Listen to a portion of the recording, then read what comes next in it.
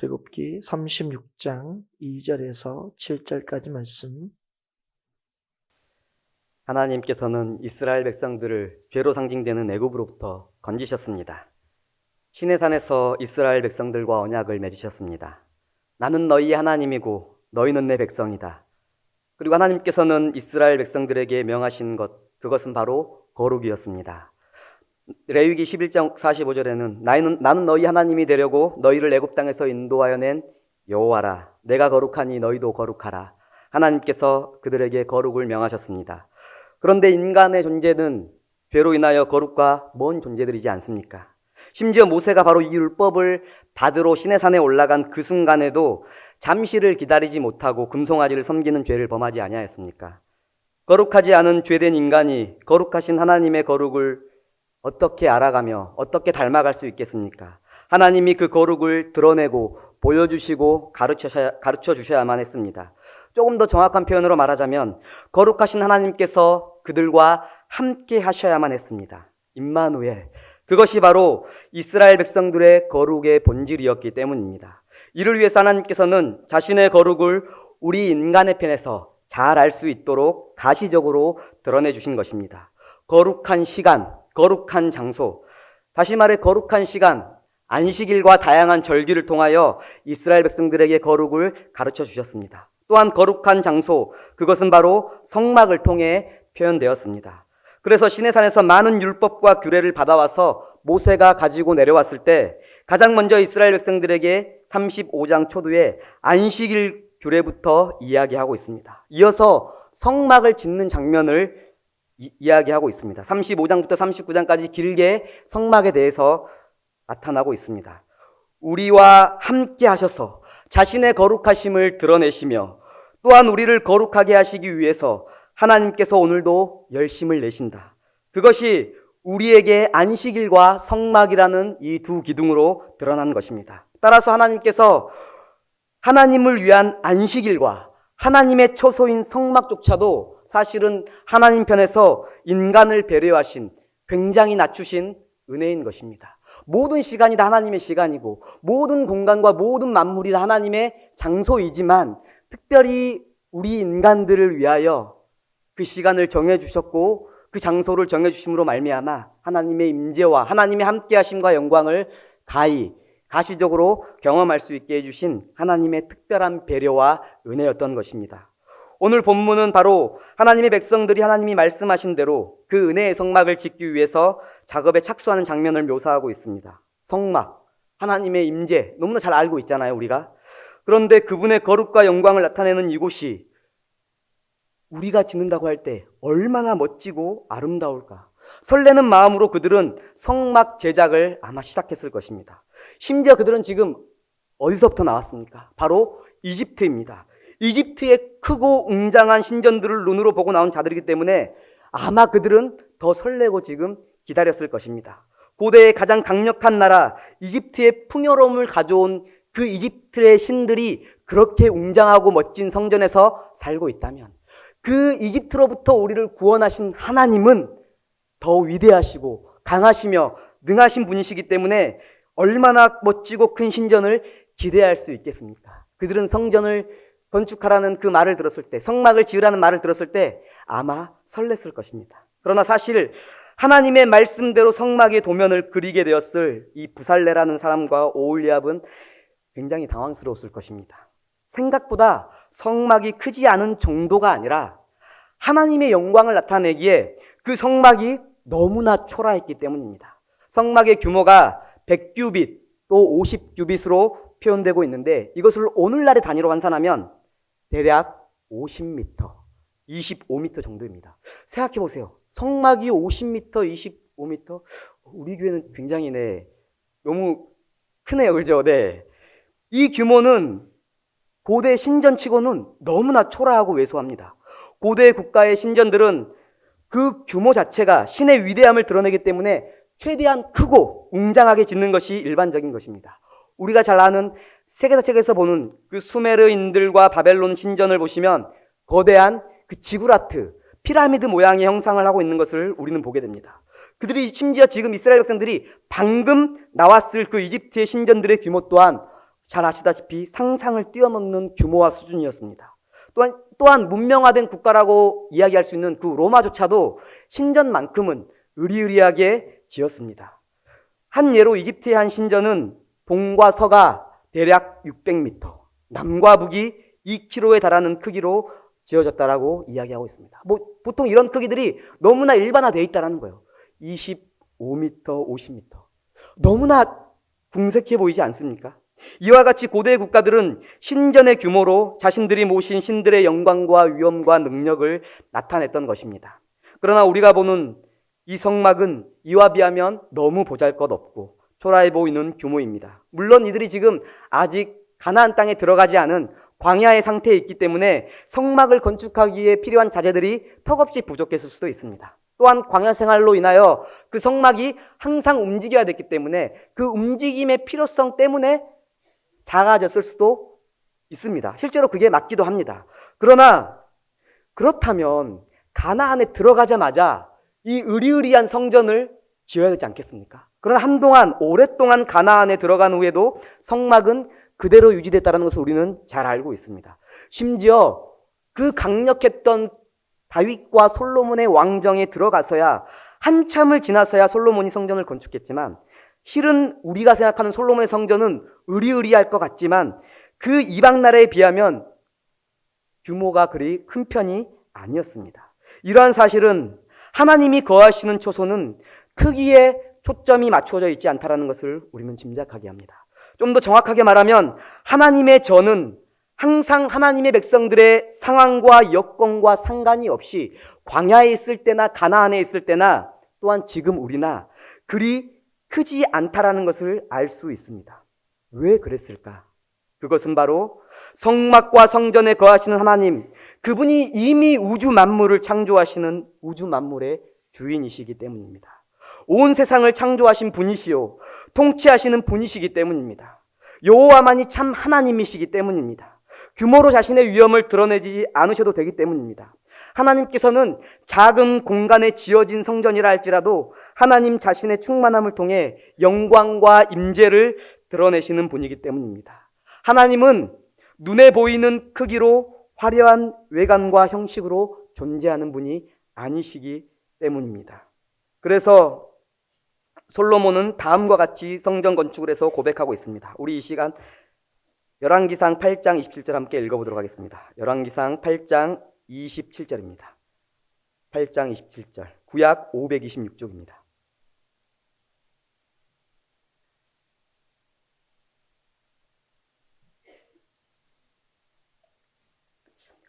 (8장 27절입니다) 하나님이 참으로 땅에 거하시리이까 하늘과 하늘들의 하늘이라도 주를 용납하지 못하겠거든 하물며 내가 건축한 이 성전이오리이까. 솔로몬은 분명히 알고 있었습니다.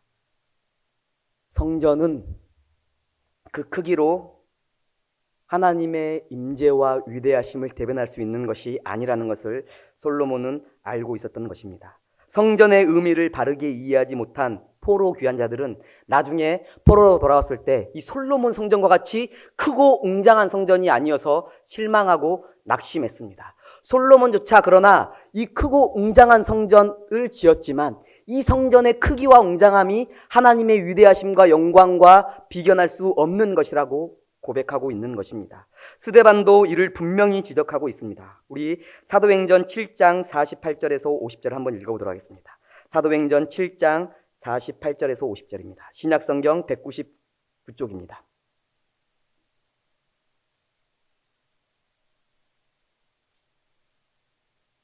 사도행전 7장 48절에서 50절입니다. 그러나 지극히 높으신 이는 손으로 지은 곳에 계시지 아니하시나니 선지자가 말한 바 주께서 이르시되 하늘은 나의 보좌요 땅은 나의 발등상이니 너희가 나를 위하여 무슨 집을 짓겠으며 나의 안식할 처소가 어디냐 이 모든 것이 다 내 손으로 지은 것이 아니냐 함과 같으니라. 하나님 그분의 성막이, 하나님은 그분의 성전을 필요로 하시는 분이 아니심을 이야기하십니다. 하늘이 그의 보좌요 땅이 그분의 발등상, 발판이기 때문입니다. 그 하나님을 위하여 그 하나님을 만족할 만한 성전을 짓는 것 자체가 애초에 불가능합니다. 그러나 하나님께서 백성들을 위하여 가시적으로 오셔서 만나주심을 의미하는 그곳이 성막입니다. 하나님이 우리 인간을 위하여 낮추신 그것이 바로 성막인 것입니다. 하나님이 크시기에 성막은 그 크기가 상관이 없다라고 이야기하고 있습니다. 그러나 성막의 크기와 화려함과 외양에 매료되어서 그것만을 붙들고 살던 서기관과 바리새인들에게 스데반이 책망하고 있는 것입니다. 손으로 지은 그 성전에 계시지 않는다. 지금 그 성전, 손으로 지었다라는 단어는 우상을 손으로 만들다는 단어와 똑같은 단어를 쓰고 있습니다. 하나님의 성전이라 할지라도 그 손으로 지은 너희가 하나님의 성전을, 그 성전 자체를 우상시한다면 그것은 결국 너희 손으로 지은 우상과 다를 바 없다라고 질책하고 있는 것입니다. 그러나 성막의 영광은 그렇다면 어디서 찾을 수가 있을까요? 다른 신전들처럼 성막의 크기가 아니라 하나님 바로 그분께 있다라는 사실을 기억해야 합니다. 하나님의 존재, 그분의 함께 하심이 성막의 영광스러움인 것입니다. 그래서 40장 35절에 성막을 지었을 때 이스라엘 백성들은 다음과 같이 그 성막의 영광을 이야기하고 있습니다. 40장 35절입니다. 모세가 회막에 들어갈 수 없었으니 이는 구름이 회막 위에 덮이고 여호와의 영광이 성막의 충만함이었으며, 이스라엘의 성막과 성전의 의미를 규모와 화려함에서 찾을 것이 아니라 하나님의 함께 하심에서, 하나님의 영광에서 찾아야 할 것임을 그들은 성막이 완성되었을 때에도 두 눈으로 똑똑히 분명하게 보게 된 것입니다. 그러나 여기서 끝이 아닙니다. 하나님이 어떠한 분이신지 깨닫게 되었을 때에 하나님의 백성은 하나님으로 인하여 기쁨으로 반응하게 됩니다. 성막을 짓기 직전의 상황이 우리가 어떤지를 봐야 합니다. 성막을 짓기 직전으로 넘어가 보면 그들이 지금 이 거룩한 성막을 짓고 있는데 바로 그 직전에 그 똑같은 손으로, 똑같은 생각으로, 똑같은 기술로 뭘 했냐면요, 황금 송아지를 만들고 있었습니다. 바로 직전에 금송아지 사건이 있었습니다. 죄와 죽음으로 상징되는 애굽으로부터 건짐을 받았음에도 불구하고 이들은 방금 전까지 금송아지를 섬기던 자들이었습니다. 우상 숭배의 대가는 마땅히 죽음뿐이었지만 다시금 하나님의 은혜로 그 상황에서 또 한 번 건지심을 받았습니다. 하나님의 영광을 다시 한번 보게 된 것입니다. 이미 애굽으로부터 건지심을 받은 그들이 그 하나님을 믿지 못하고 자신의 그 손으로 금송아지를 짓고 있을 때에, 그것을 숭배하고 있을 때에 하나님은 그들을 바로 모두를 죽이시지 아니하시고 다시금 그들을 건지셨다라는 것입니다. 그들은 방금 그 직전에 하나님의 위대하심과 그분의 공의와 사랑을 보았기 때문에 지금 성막을, 너무 부끄럽지 않습니까? 방금 그 직전까지 정말 하나님이 제일 싫어하는 추잡하고 더러운 짓을, 추악한 짓을 했던 그 손으로 지금 하나님의 거룩한 성전을 짓고 만들고 있다는 것입니다. 그들은 이미 거기서 굉장히 두려움과 떨림과 동시에 하나님의 압도적인 은혜를 경험했을 것입니다. 하나님의 은혜가 그들을 이미 압도하였고 그들을 주장하였기에 성막의 크기는 그들에게 결코 중요한 것이 아니었습니다. 하나님이 살리신 은혜를 경험한 자들은 그 말할 수 없는 기쁨으로 지금 성막을 지어가고 있는 것입니다.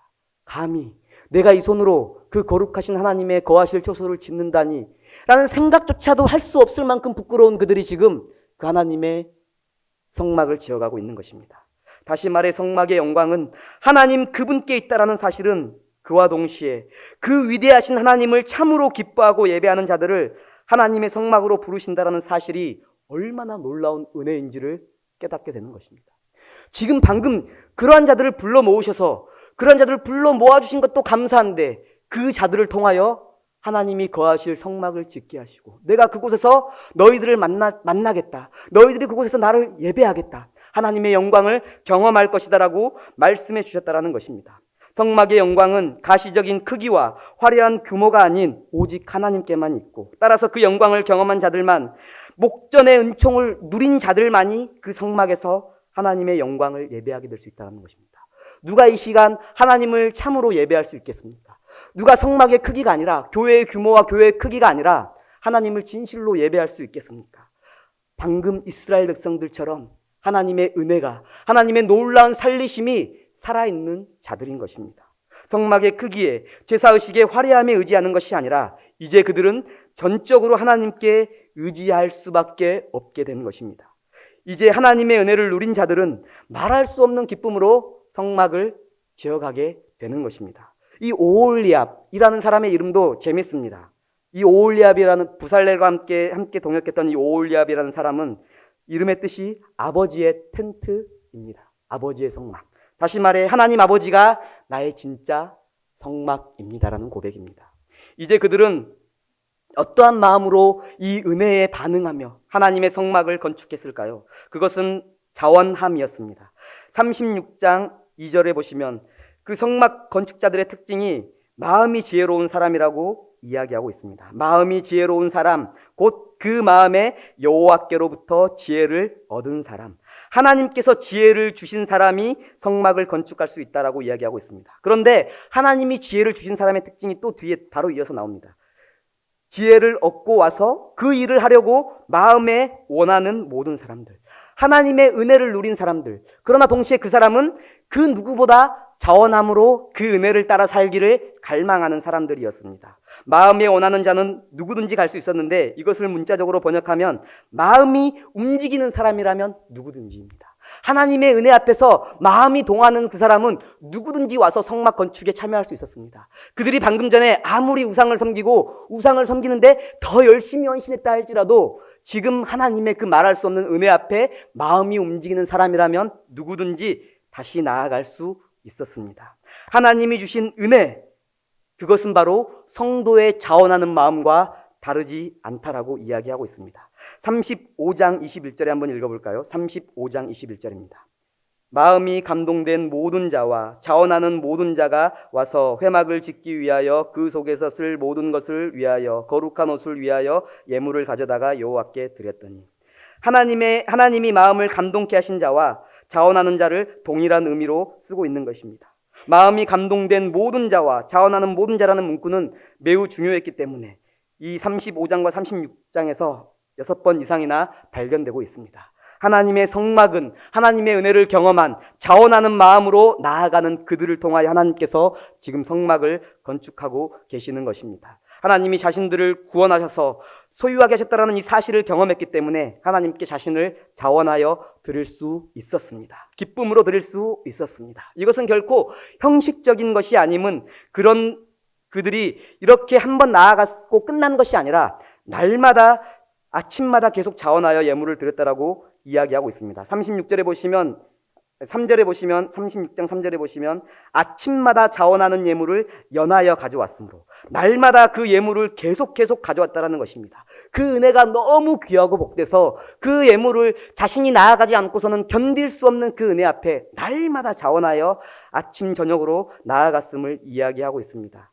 그리하여 주께서 명령하신 성막 작업에 쓰고도 남은 만큼의 것을 풍성하게 가져온 것입니다. 하나님의 풍성한 은혜에 대한 성도의 자원하는 반응이 이와 같음을 보게 됩니다. 하나님의 은혜를 경험한 사람은 이렇게 자원하여 그 은혜를 따라 하나님께 나아갔습니다. 또한 중요한 것은 모두라는 단어입니다. 이스라엘 백성들을 언급할 때에 오늘 본문에서는 모든이라는 단어를 11번에 걸쳐 이야기하고 있습니다. 누구 한 사람만 나아간 것이 아니라 2절에서 보듯이 하나님께서 하나님의 백성 모두를 부르셨다라고 이야기하고 있습니다. 그 일을 하려고 마음에 원하는 모든 자를 부르매, 하나님의 백성 모두가 자원하는 마음으로 함께 모이는 그곳이 바로 하나님의 성막이요 성전인 것입니다. 신약으로 말하면 교회입니다. 하나님의 은혜를 경험한 자라면 누구든 모두가 와서 하나님을 예배할 수 있고 하나님 앞에 나와서 오늘도 하나님의 은혜의 감격 앞에 감사와 기쁨의 찬양을 올려드릴 수 있는 것입니다. 장막을 짓는 작업은 종교 지도자와 모세와 아론의 몫이 아니었습니다. 특별한 은사와 기술이 있는 자들을 통해 이 일을 감당하게 하셨습니다. 예를 들어 목사님과 장로님들만 모든 일을 감당한 것이 아니라 특별한 은혜를 가지신 분이, 또한 시설팀으로 특별한 은사를 가지신 분이 주방팀으로 특별히 하나님께 주신 그 은혜를 따라서 각자의 역할을 교사로 또 직분자로 섬기고 있는 것입니다. 모든 족장뿐만 아니라 25장 27절에 보시면 모든 족장이라고 이야기하고 있습니다. 그러나 25장 25절에 보시면 슬기로운 모든 여인들도 손수 실을 뽑아가며 그 성전을 건축했다라고 이야기하고 있습니다. 남녀를 막론하고 예물을 드렸다라고 오늘 36장 6절에도 이야기하고 있습니다. 모든 사람들, 남녀를 막론하고 하나님이 주신 그 은사를 따라서 자원하는 마음으로 왔다라는 것입니다. 주신 은사를 따라서 함께 가는 곳이 바로 교회입니다. 그러나 모두가 함께 가야 한다는 사실을 잊지 않아야 합니다. 세상이 말하는 화려한 규모나 크기가 아니라 하나님이 택한 백성들 모두가 교회이기 때문입니다. 크기로 구분되면 돈이 있거나 아니면 능력이 더 많은 사람들, 어떠한 것이 더 탁월한 사람들이 교회를 섬겨야 하지만 하나님이 부르신 모든 자들이 바로 교회요. 교회를 섬길 수 있는 자들이라고 이야기하고 있습니다. 하나님은 결코 자신이 택한 백성 그 누구 한 사람도 포기할 수 없으시기 때문입니다. 그래서 우리 모두에게 그 교회를 섬길 수 있는 은사를 주신 것입니다. 은사라는 말은 결국 은혜인 것이죠. 모두가 섬길 수 있도록 하나님이 자신을 우리에게 그 은혜 가운데 부어주신 것입니다. 하나님 모두 아시잖아요. 여기서 누가 저는 요리 실력이 없기 때문에 주방은 섬길 수 없습니다. 그 은사가 아닌 것이죠. 요리를 잘하는 은사가 아니라 하나님이 주신 그 은혜를 사모하는 그 마음을 모두에게 주셨기 때문에 모두가 경험했기 때문에 그 은혜가 있는 자라면 거침없이 담대한 마음으로 자원하는 마음으로 주방으로 달려가는 것이죠. 교사의 직분을 감당하는 것이죠. 청소하는 것이죠. 그 일들을 우리를 통하여 우리 모두를 통하여 이루어 가시는 그것이 바로 하나님의 은혜인 것입니다. 또한 자원하는 마음으로 모두가 왔고 이 예물들이 지금 충분했다라고 이야기하고 있습니다. 이것은 오늘 본문에 보시면 그 양이 충분하다라고 이야기하고 있지만 단순히 차고 넘침에 대해서 이야기하는 것이 아닙니다. 왜냐하면 이들이 아무리 차고 넘쳤다 할지라도 실제로 고대의 신전들을 짓는 그 은과 금의 양에 비하면 굉장히 작은 그 분량이라고 학자들은 이야기하고 있습니다. 여기서는 진짜 차고 넘쳐가지고 음을 교회에다 성막에 쌓아두고 이렇게 묘사하고 있지만 실제로 그 양은 고대 신전들의 그 성소의 신전들의 지은 그 은과 금의 그 양과 비교하면 너무나 작아서 볼품없다라고 이야기하고 있습니다. 그러나 결국 이 예물이 의미하는 것은 우리가 그 은혜를 따라서 최선을 다했다라는 것을 의미합니다. 날마다 예물을 받기 위해서 이제 그 전문 직공들이 너무 예물을 많이 갖고 오니까 전문 직공들이 일을 하다 말고 멈춰가지고 좀 그만 좀 가져오십시오라고 말할 때까지 그들이 지금 예물을 가져왔다라고 이야기하고 있습니다. 너무 헌신하는 마음이 너무 커서 그 자원하는 마음이 너무 커가지고 아이러니하게도 그것이 성막을 건축하는 일을 방해한 거죠. 그러니까 예를 들어 목사님 설교 준비를 하고 있는데 너무 말씀을 사모하는 사람들이 와가지고 맨날 뭐 좀 알려달라 그러고 뭐 좀 해달라 그러고 뭐 이렇게 좀 하려고 하는데 좀 그래서 토요일 날 주보를 준비하고 있는데 와가지고 청소 뭐 하면 되겠네요. 성도들이 너무 많이 와가지고 그 일들 때문에 지금 그 전문직 이 직공들이 잠시 일을 멈추고 도저히 안 되겠다. 모세한테 가가지고 이들한테 지금 그 자원하는 마음은 알겠으나 차고 넘치니 예물 그들의 그 자원하는 마음을 잠시 좀 멈추게 해달라고 지금 그런 지금 행복한 비명을 저지르고 있는 것입니다. 최선을 다하는 그들이 지금 그 마음을 지금 보고 있는 것입니다. 이는 하나님께서 은과 금 자체에 관심을 두는 분이 아니심을 우리는 볼 수 있습니다. 그것을 알았기에 그들은 오히려 자신의 마음을 가지고 충분하게 예물을 드렸습니다. 하나님이 예물을 받으신 분이 아니심을 더욱더 알기 때문에 자신의 믿음의 고백을 따라서 더 충분하게 그 예물을 들고 나아간 것이죠. 그 자신의 믿음이 예물로 표현된 것입니다. 다시 말해 주신 은혜 앞에 최선을 다하여 하나님께 감사한 것입니다. 자신의 감사하는 마음을 그렇게라도 표현하지 않고서는 견딜 수가 없었기 때문에 자신의 그 가진 것들을 날마다 들고 나온 것입니다. 그러니까 날마다 예배하러 나온 사람들이 왜 그럴까요? 그것은 그 예배를 통하여 하나님을 만나지 않고서는 견딜 수 없는 그 은혜 때문에 그만 나오라 그래도 나와서 맨날 하고 있는 것이죠. 지금 이들이 지금 그렇게 하고 있는 것입니다. 방금 직전에 자신들의 그 손으로 그 죽음의 그 문턱에서 하나님의 은혜를 경험했기 때문입니다. 참 성전, 참 성막은 무엇입니까? 무한하신 하나님의 영광이십니다. 그래서 하나님의 사람으로 만들어 가시는 이 성도들, 그들이 지금 아름답게 지어져 가고 있는 모습을 우리는 보게 됩니다.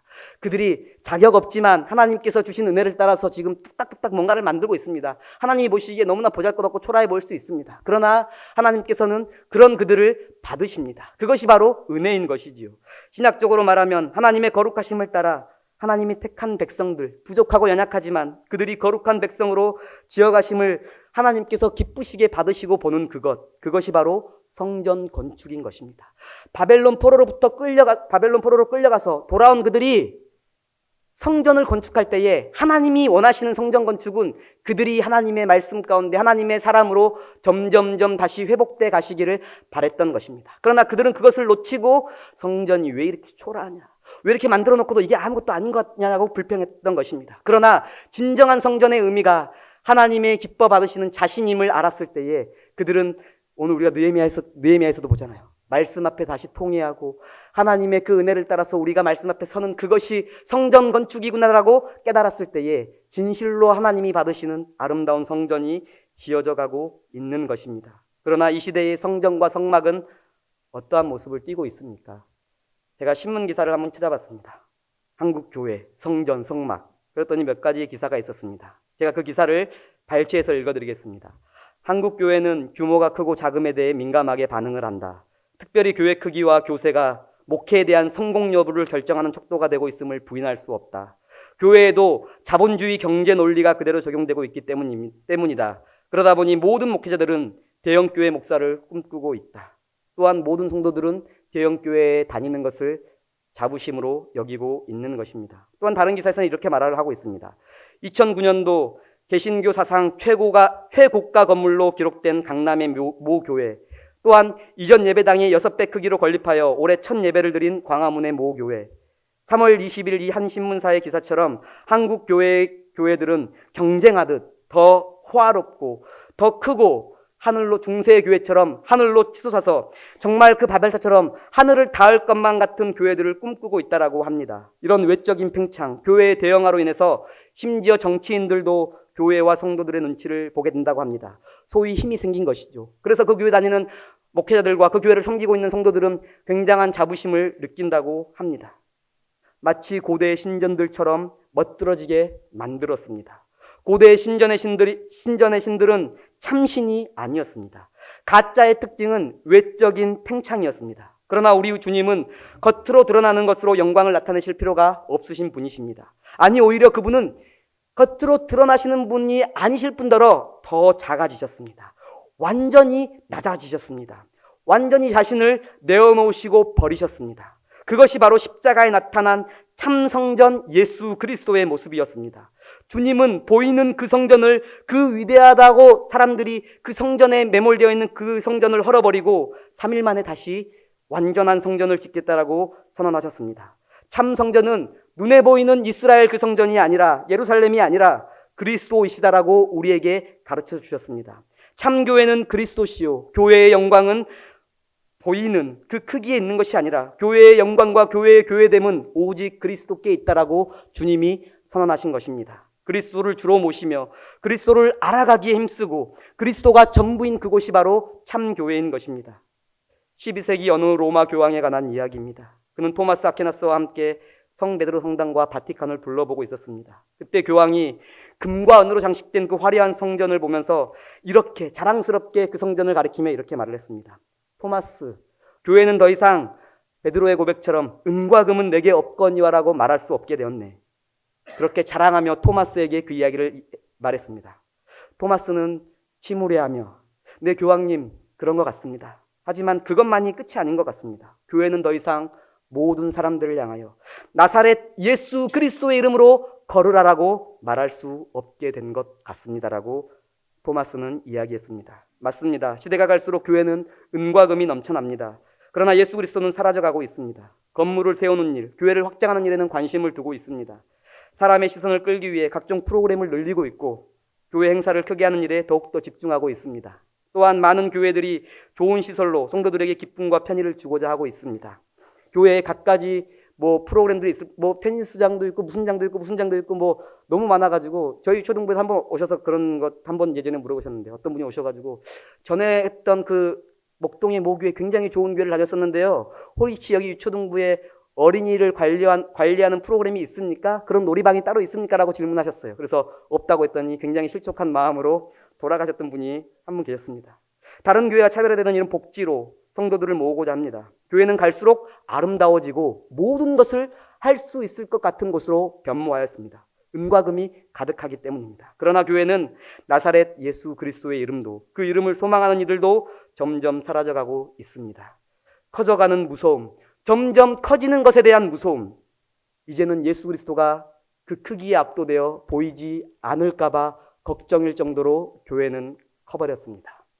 사랑하는 행복한 교회 성도 여러분, 하나님은 자신의 영광을 결코 눈에 보이는 가시적인 것들로, 세상이 요구하는 크기로 드러내는 분이 아니십니다. 더 정확하게 표현하자면 참된 교회의 본질은 크기에 상관없이 동일합니다. 교회의 본질은 교회를 세우신 주님께 있기 때문입니다. 교회의 머리는 우리 주님이시고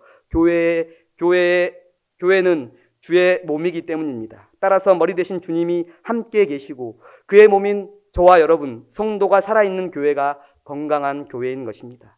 성도가 주의 말씀으로 그리스도의 장성한 분량에 이르기까지 충만해져 가는 그곳이 바로 교회가 아름답게 성장하고 있는 곳입니다. 그리스도와 함께하는 성도가 그 구원의 감격으로 인하여 자원하는 마음으로 섬기는 교회, 감사와 기쁨의 예배가 가득한 교회, 모두가 함께 그리스도의 장성한 분량에 이르기까지 충만해져 가는 교회, 위로부터 부어진 사랑이 차고 넘치는 교회, 주님은 오늘도 우리를 그러한 교회로 만들어 가십니다.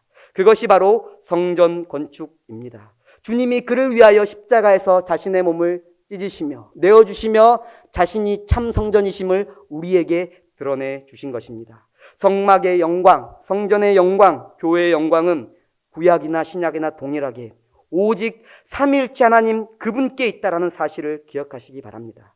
그리고 바로 그곳에 그리스도 예수 안에서 삼위 하나님이 주시는 구원의 감격을 누리는 성도들을 부르신 하나님의 은혜가 있다는 사실을 기억할 수 있기를 간절히 소망합니다. 오늘도 우리 행복한 교회를 그렇게 만들어 가시는 주님의 역사를 우리 모두가 기대하고 소망할 수 있기를 바랍니다. 오늘도 살아계신 주님의 영광이 믿음으로 살아있는 저와 여러분을 주께 대하여 살아있는 교회를 만들어 가심을 우리가 잊지 않기를 바랍니다. 그리스도께서 저와 여러분의 참 성전이 되시기 위하여 자신의 몸을 찢으시고 죽으셨는데 우리는 다른 무엇이 필요하겠습니까?